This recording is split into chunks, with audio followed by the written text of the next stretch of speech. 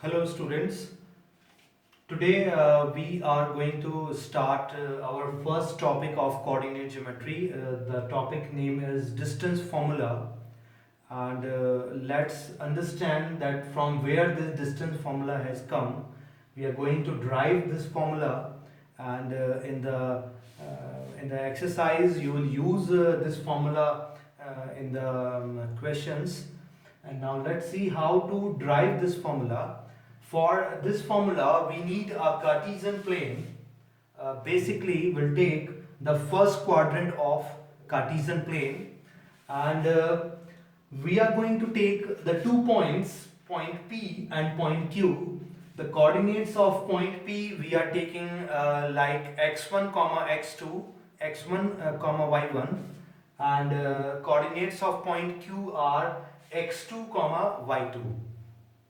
So we are taking these two different points, and if you locate these 2 points on the Cartesian planes, so they will lie on two different positions, and let P lies here with x1 comma y1, and Q point lies here as x2 comma y2. In the previous video we have understood that what is the actual meaning of abscissa and ordinate, the x coordinate and y coordinate. Now abscissa is the distance of the point from y axis. So this is the distance, and the distance is x1. So if this distance is x1, so this distance will also be x1. In the previous video you people had studied all these things. So this distance is x1, that means OS, and I told you that y coordinate or ordinate is the distance of the point from x-axis. So this distance is y1. So PS is y1. Similarly, we have the another point Q with the coordinates x2 comma y2, and x2 means the distance of the point Q from y-axis. So this distance is x2. That means this distance is x2. If you see this distance is x2. That means OT. OT is x2, and y2, that means ordinate, is the distance of the point Q from x-axis. So this distance is y2. That means this distance is y2. You can see this. QT is y2. So let's understand basically that why we are doing this. Actually, we need to find out the distance PQ, the distance between P and Q.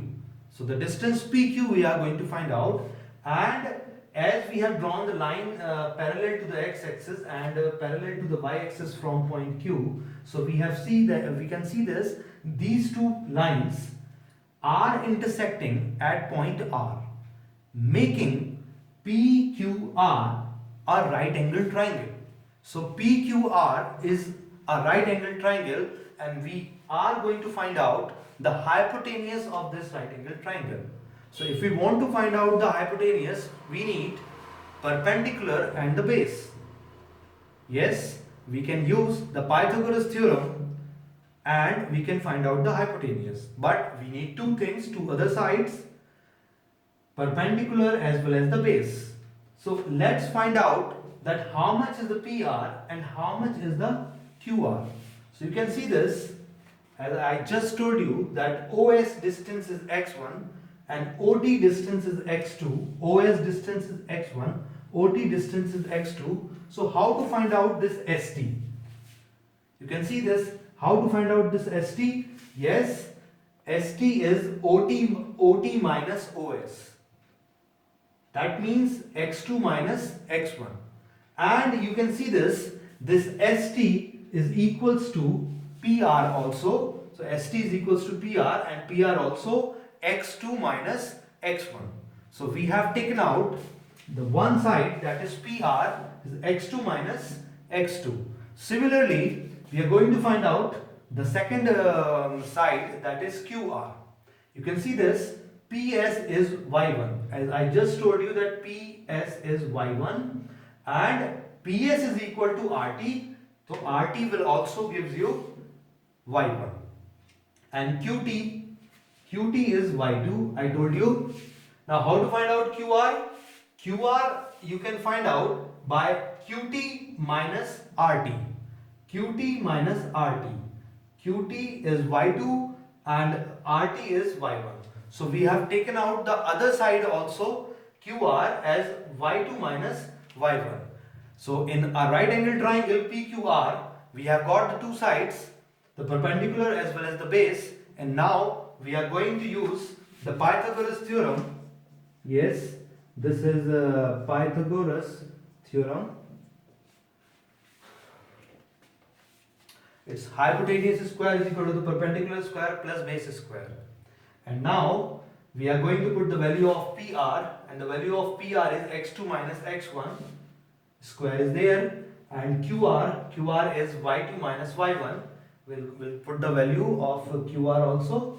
And now we know that if you remove the square from one side, the other side is covered by square root. So the PQ distance is under root x2 minus x1 whole square plus y2 minus y1 whole square. And this is the distance formula which we are going to use in the question. You will more understand by the questions which we are going to do in the next video.